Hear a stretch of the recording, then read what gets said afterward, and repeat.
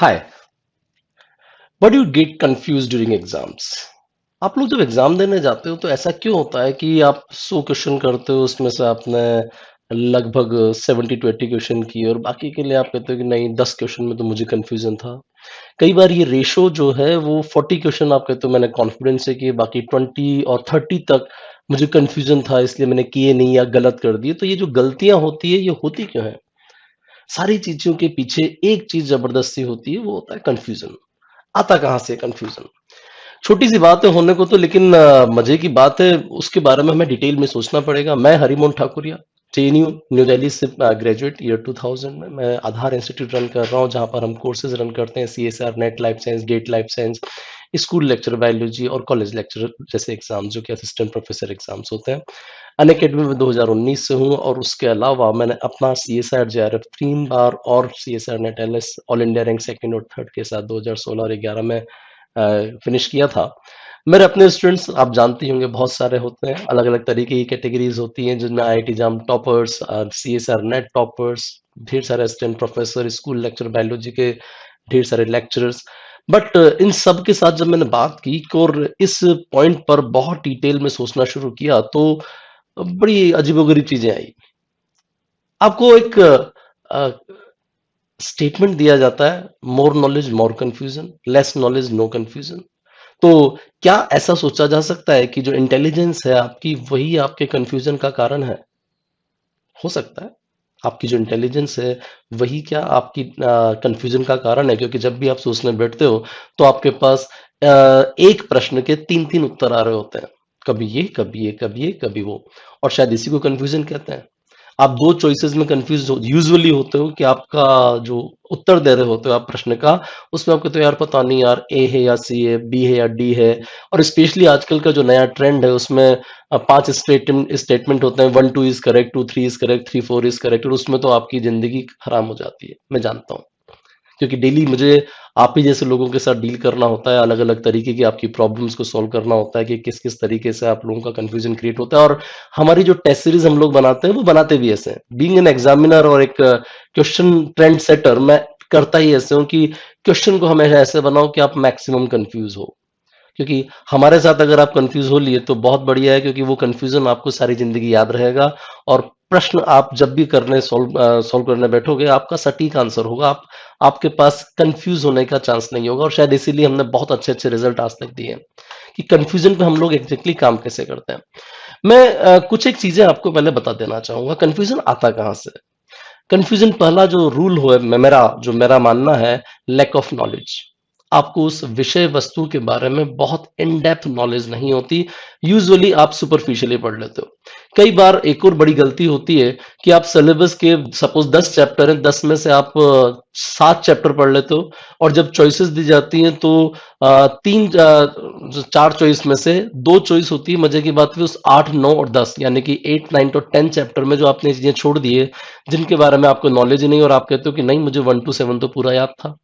1 to 7 की दो ही choice है उस वाली एमसीक्यू क्वेश्चन में, लेकिन जो लास्ट की 2 चॉइस है वो 8 और 9 चैप्टर की है, जिसको आपके बारे में आज जिसके बारे में आपको नहीं पता। यानी कि जो एमसीक्यू का क्वेश्चन है उसकी 4 चॉइस में से आपको 2 के बारे में आप बिल्कुल श्योर हो, 2 के बारे में आपको पता ही नहीं है। ऐसा तो आप बहुत बार करते हो। क्योंकि एक रूटीन का क्वेश्चन मेरे साथ जो बच्चे पूछते हैं, सर इंपॉर्टेंट टॉपिक बता दीजिए, इस सिलेबस में क्या चीज ज्यादा इंपॉर्टेंट है, क्या चीज कम इंपॉर्टेंट है, वो बता दीजिए। यूजुअली मैं बताता नहीं हूँ, बट स्टिल हम कहते हैं भाई इसके ऊपर ज्यादा एम्फेसिस कर लो, उस पर कम कर लो। लेकिन आजकल के जो क्वेश्चंस आ रहे हैं अलग अलग एग्जाम्स में, वो क्वेश्चन इस तरीके का होता है कि उसमें जो 4 चॉइस होती है वो अलग अलग चैप्टर्स की भी होती है। तो यहाँ मामला पूरा का पूरा होता है कि अगर आपको उस एग्जाम से रिलेटेड जो सिलेबस है और उससे रिलेटेड सारी की सारी चीजें अगर आपको नहीं पता, तो आपको कंफ्यूजन क्रिएट होगा ही होगा। ये एक बड़ी चीज है। दूसरी बड़ी चीज जो आप जो जिसको मैं कहता हूं वो होता है कॉन्फिडेंस। आपको अपने लिए डिसीजंस पर बहुत अच्छा कॉन्फिडेंस नहीं होता। आपको ये पता ही नहीं होता कि एक्चुअली ये आपको आता है। यूजुअली हम लोग क्या करते हैं कि हमें जो चीज टॉपिक पसंद नहीं है उसको हम आराम से छोड़ देते हैं कि यार मैं बॉटनी से हूँ, मुझे जूलॉजी क्यों पढ़नी है। जैसे हमारे सीएसआर नेट लाइफ साइंस या आरपीएस स्कूल बायोलॉजी जैसे एग्जाम्स में होता है कि मैं बॉटनी से हूँ, मुझे तो जूलॉजी आ ही नहीं सकती, या मैं जूलॉजी से हूँ, मुझे बॉटनी आ ही नहीं सकती, या मैं बायोटेक से हूँ, मुझे बॉटनी जूलॉजी दोनों ही नहीं आ सकती। या मैं बॉटनी से हूँ, मुझे बायोटेक नहीं आ सकती। ये पहले से ही आपने पहले डिसाइड कर रखा है कि मुझे आ ही नहीं सकता, और जब एग्ज़ाम्स में उससे रिलेटेड क्वेश्चन होते हैं, तो आप ऑलरेडी लो होते हो। उस क्वेश्चन को हैंडल करने के लिए पहले से ही आप डिसाइड कर चुके हो, क्योंकि आपके बैकग्राउंड में वो चीज़ पहले से ही चल रही है कि ये मुझे नहीं आएगा। आपको इसके ऊपर काम करना ही पड़ेगा, और बहुत डिटेल में काम करना पड़ेगा, क्योंकि इसके बिना तो आपको चलेगा नहीं। जब तक आप अपने सिलेबस की हर लाइन को पूरा नहीं करते, अच्छे से उसके गो थ्रू नहीं होते, आपका मामला नहीं बैठेगा। एक और चीज होती है फियर ऑफ फ्यूचर और फियर ऑफ चेंज। मजे की बात है, यहां पर किसी भी स्टूडेंट का इंटेलिजेंट होना या डफर होना या कम मार्क्स लाने वाला व्यक्ति या ज्यादा मार्क्स लाने वाले व्यक्ति, इन सब चीजों का मतलब ही नहीं है। मैंने ऐसे बहुत सारे टॉपर्स देखे हैं, जब एग्जाम दे रहे होते हैं उनके पैरेलल में विचार चल रहे होते हैं, यार आज तो एग्जाम बड़ा जबरदस्त जाएगा और इसके बाद मैं प्रूव कर दूंगा कि यस आई एम समथिंग। उल्टा एक व्यक्ति है जिसके नंबर कम आ रहे होते हैं, वो भी बेचारा यही सोच रहा होता है, यार आज एग्जाम होएगा और एग्जाम के बाद तो मेरे नंबर कम आएंगे, उसके बाद उस व्यक्ति को कैसे शक्ल दिखाऊंगा, उसके वो मेरे साथ कैसे व्यवहार करेगा, इस दोस्त के साथ कैसे बात करूंगा, एंड ब्ला ब्ला। ये सब कुछ आप एग्जाम देते वक्त लगातार सोच रहे हो, और ये जो बैकग्राउंड थॉट है, ये आपके सारा का सारा कंफ्यूजन क्रिएट करने में सोने पे सुहागा हो जाता है। वैसे ही आपसे क्वेश्चन नहीं हो रहे, लेकिन आपके जो थॉट साथ में चल रहे हैं, डर, और बहुत भयंकर डर, इतना भयंकर डर कि आप कुछ चीजें कर ही नहीं पा रहे। ऐसे केसेस में हम लोग करें क्या? इन थॉट से कैसे बचें? ये भी एक बहुत बड़ा कारण है आपकी कंफ्यूजन का।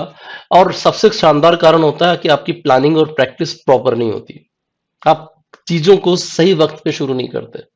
जैसे अगर मैं कहूं कि आपका कोई दिसंबर में एग्जाम है, कब आपको जागना चाहिए? आपको जानकर आश्चर्य होगा मेरे कोर्सेज में कि एग्जाम जून में है और लोग मई तक भी ज्वाइन करते हैं हमारे कोर्सेज, कि मुझे तो 1 महीने में कर लूंगा।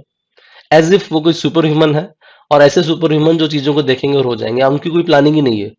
उनको लगता है कि कोचिंग करना एक टोटका है, सिंपल सा, कोचिंग ज्वाइन करेंगे और कोई चमत्कार हो जाएगा, या हम थोड़ा सा किसी का XYZ पर्सन के लेक्चर सुन लेंगे यूट्यूब पे या हमारे आई गुरु जी ऐप के ऊपर, जो कि अलग अलग तरह के कोर्सेज हम लोग देते हैं, इतना सा करेंगे और ये चमत्कार तो हो ही जाएगा।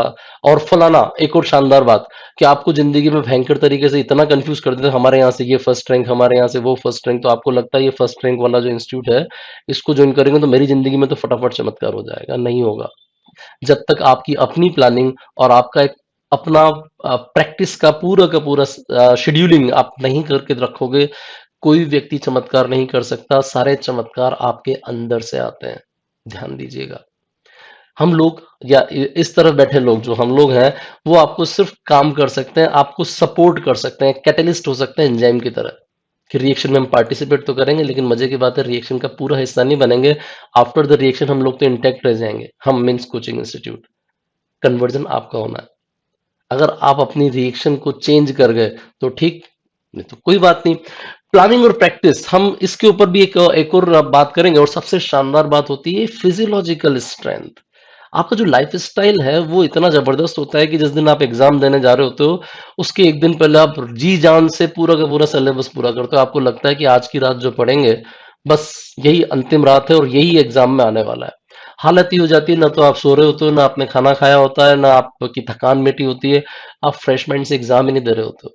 और ऐसा सिर्फ एग्जाम की एक रात पहले नहीं, एग्जाम के 15 दिन पहले से इस खतरनाक रात की तैयारी आप कर चुके होते हो। कई एग्जाम्पल्स मैंने देखे हैं कि लोगों के स्वास्थ्य खराब हो जाते हैं एग्जाम के एक दिन पहले, उनको बुखार आ जाता है, उनकी उल्टियां हो रही होती है। इवन एग्जाम के दौरान मैंने ऐसा कई बच्चों का देखा है, उनके हाथ कब कप आ रहे होते हैं। क्या कर रहे हो ये? छोटा सा एग्जाम है। वो चीज जो आपने 6 महीने या साल भर से तैयार की है, वो एक्चुअली सिर्फ एक असेसमेंट हो रहा है कि भाई तूने पढ़ा है या नहीं पढ़ा है। और अगर आपने पढ़ा है तो बी कॉन्फिडेंट। अपने पूरी की पूरी बॉडी और अपने पूरे के पूरे मन को इतना ज्यादा बिगाड़ दे रहे हो आप कि वो एग्जाम ही नहीं दे पा रहे। और ऐसा मैंने लगभग, अगर मेरे पास 100 स्टूडेंट होते हैं तो मैंने लगभग 15 से 20 स्टूडेंट ऐसे देखे हैं जिनका सब कुछ बिगड़ जाता है। आखिर सब कुछ बिगाड़ना क्यों है? एक एग्जाम या एक लक्ष्य जिसके लिए आपने 6 महीने, साल भर या शायद 1.5 साल से लगातार सोचा है, मेहनत की है, सपने देखे हैं, आप सिर्फ अपनी ही बेवकूफी से अपने शरीर और मन के लेवल पे उसको बिगाड़ते हुए सब कुछ चीजों पर पानी फेरने वाले हो। क्यों? आपको इसके ऊपर भी काम करना होगा। पूरे का पूरा जो सेशन होंगे हमारे वो सब इन 4, 5, 6 चीज़ों के ऊपर काम करते हुए होंगे और ये सारे के सारे कोर्सेज़ हम लोग रन कर रहे हैं। सी, सरनेट, life science, GATE, excel, BT, JEE बिल्स, आईआईटी जाम, गेट बी और सीयूईटी जो कि एमएससी एंट्रेंसेस होते हैं, या school lecture biologist, assistant professor के एग्जाम्स जो बॉटनी, जूलॉजी, बायोटेक, माइक्रोबायो के लिए होते हैं, उन सब में इन्हीं सब चीज़ों के ऊपर हम काम करने वाले हैं। थोड़ा सा विचार कीजिए कि इन सब चीज़ों से ओवरकम कैसे करना है।